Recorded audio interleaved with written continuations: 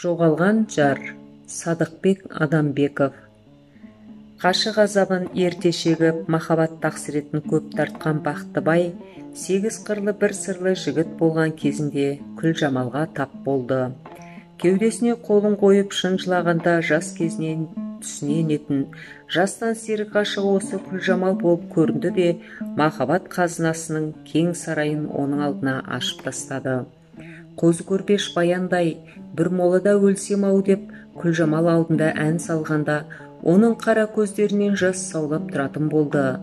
Бір күні ағыл-тегіл той болып, екі ғашық қосылды.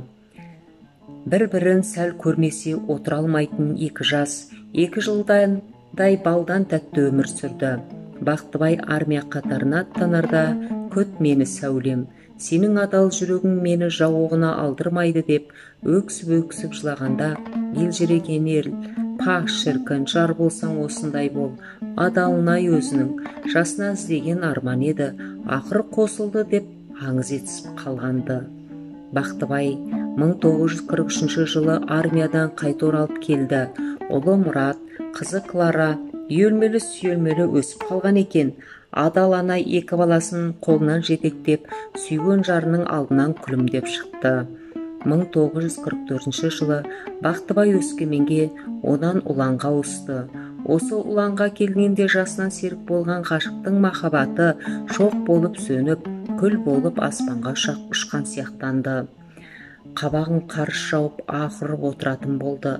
Мас болмайтын күні жоқ, кеш келмейтін түні жоқ. Бірде жардан суып, ардан безіп, алысқа қарап, алшақтай берді.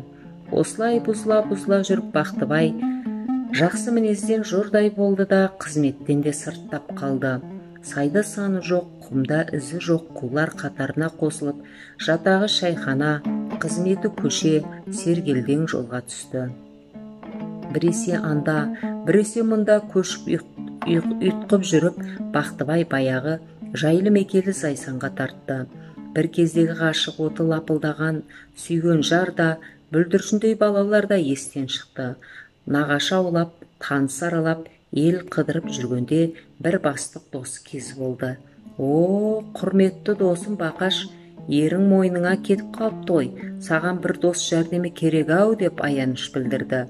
Өзің білесің ғой досым, үлкен астаудан су ішіп үйренген едім. Тостағанды менсінбей ренжіп жүрген жайым бар. Қолыңда мөр, басыңда бақ, алдыңда трактор, мінгенің машина, қармағың қалың мал, көп колхоз, қой құйрығын соратын жерге жіберсең, сенің де мұртың майланып қалар еді, деп қайта шөп сүйіп, директорды құшақтай берді Бақтыбай. Мал жайында мамандығың бар ма еді? Сол да сөз боп па? Акт жазып қол қоюды білмейді дейсің бе? Көзіне қарап кебенек, мұрнына қарап маңқа, аяғына қарап ақсақ деуді білмейді дейсің бе? Бұйрық жазсаң болғаны, ар жағын өзім алдын алып кетемін деп қарқ күлді Бақтыбай. Екі дос табанда сыр қосты.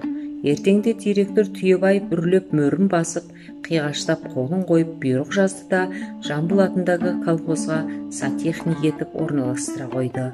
Жалғыз өзі неғып жүрген адам бұл, үй жайы қайда?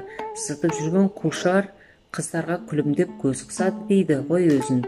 Осы жігітке зер салу керек екен деген сөздер көбейіп кеткен соң, бала шағасын сүйген жарын аямаса да, өз жанынан қорыққаннан Күлжамалды осы колхозға көшіріп алды.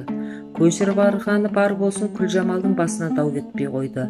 Өтірік қызғаныш желеуге сылтау көбейіп жүрді де, қызметінен шығып, сыры сезіле бастаған Бақтыбай бір күні түнде жоқ болды.